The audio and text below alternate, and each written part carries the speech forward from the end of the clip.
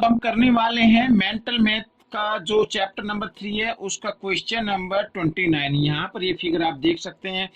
Find x y and z in the given parallelogram a b c d. ये parallelogram है बच्चों, याद रखना। और इसमें या एक्स ये वाई ये जेड इनकी हमें वैल्यू फाइंड आउट करनी है। ठीक है बच्चों, क्वेश्चन आपने देख लिया है, आइए करना शुरू करते हैं।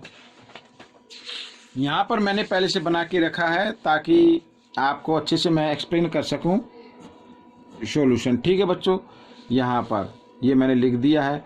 अब आप बच्चों देखो, ये क्या है, ए बी सी डी एक पैरेललोग्राम है। ठीक है, यहाँ पर लिख सकते हैं a b c d is a parallelogram.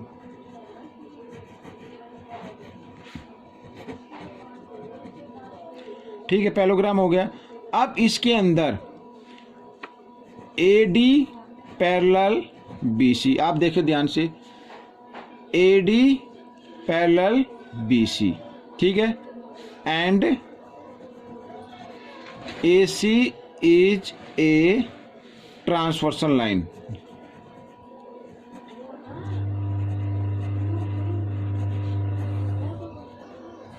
ये क्या हो गई, एक ट्रांसवर्सल लाइन हो गई। तो क्या होगा, y इक्वल होगा 45 के।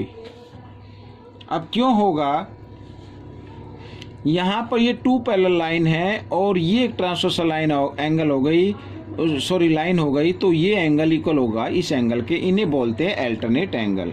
ठीक है, ये इसी प्रकार के हैं। तो यहाँ पर मैं लिख देता हूँ अल्टरनेट एंगल।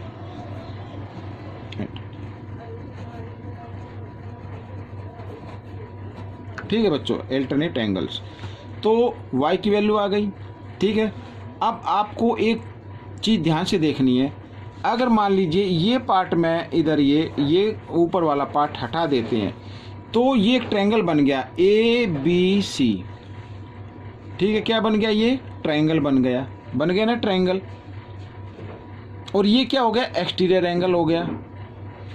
और हम जानते हैं कि एक्सटीरियर एंगल अपने इंटीरियर अपोजिट एंगल के सम के इक्वल होता है। आप इस तरीके से निकाल सकते हैं, या फिर आप एक काम और कर सकते हैं कि ये एंगल आप फाइंड आउट कर लीजिए, या इसका नाम मैं देता हूँ एंगल 1। तो 1 की आप फाइंड आउट कर लीजिए, कैसे, लीनियर पेयर से। ठीक है, आइए लीनियर पेयर से कर लेते हैं। अब यहाँ पर एंगल 1 प्लस 70 डिग्री इक्वल ये होता है 180 डिग्री। क्यों, लीनियर पेयर अभी मैंने आपको दिखाया।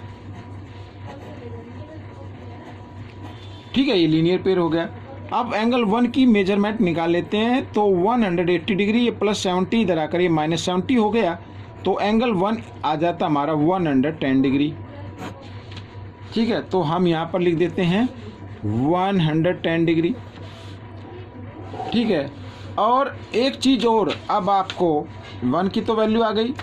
अब यहाँ पर ए बी सी डी क्या होगा, पैरेललोग्राम। और we know that opposite angle of parallelogram are equal. ठीक है, तो यहाँ पर मैं एक बार लिख देता हूँ कि एंगल 1 इक्वल होगा एंगल डी के। ठीक है, कंक्लूजन लिख देते हैं, अपोजिट एंगल्स ऑफ, ये साइन मैं बना देता हूँ आगे, जीएम पैरेललोग्राम बन गया। Opposite angles of parallelogram are equal. ठीक है, ये याद रखना। एंगल 1 की मेजरमेंट आई है 110 डिग्री, और डी यहाँ पर है जेड, तो जेड की वैल्यू आ गई। आप चाहे तो इस तरीके से लिख सकते हैं। ठीक है, तो y हमने फाइंड आउट कर लिया, z हमने फाइंड आउट कर लिया, अब रह गया x।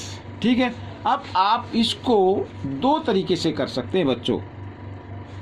y की तो आ गई 45। ठीक है, ये तो आप जानते हैं, या तो इस एक्सटीरियर एंगल से, या सम ए बी सी, ये एक ट्रायंगल ले लीजिए।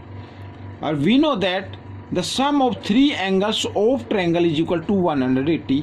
आइए हम ट्रायंगल से निकाल लेते हैं। In triangle A b c, ठीक है, एंगल अब पूरा पूरा नाम लिखना पड़ेगा बच्चों यहाँ पर, ये भी याद रखना, ठीक है। इसका पूरा नाम लिखना BAC। आप इसको A नहीं लिखेंगे क्योंकि A इधर भी लगता है इधर भी लगता है, तो सिर्फ X की जो वैल्यू आए तो उसका नाम होगा BAC, वही लिखेंगे। BAC प्लस एंगल ABC और plus angle ACB is equal to 180, ठीक है। इसके लिए भी हम लिख देते हैं, परिभाषा लिख देते हैं, डेफिनेशन।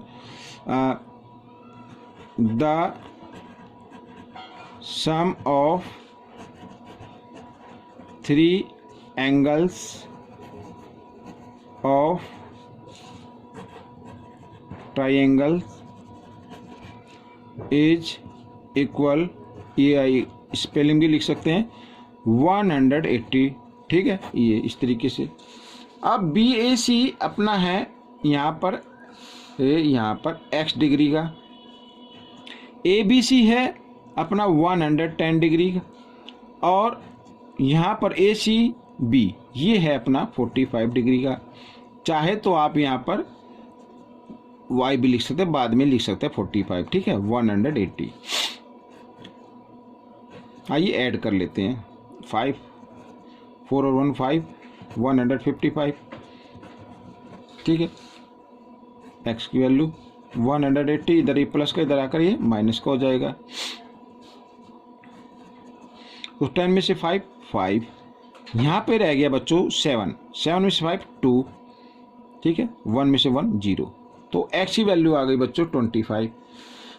तो मैं यहाँ एक बार लिख देता हूँ, x तो आ गया हमारा 25 का, y आ गया हमारा 45 डिग्री का, और z आ गया बच्चों हमारा 110 डिग्री का। ये हमारा आंसर हो गया। तो आपको ये क्वेश्चन कैसा लगा मुझे कमेंट्स में जरूर लिखें, और इसमें से सीख कर दूसरों को जरूर सिखाएं। मिलते हैं अगले क्वेश्चन में, तब तक के लिए धन्यवाद।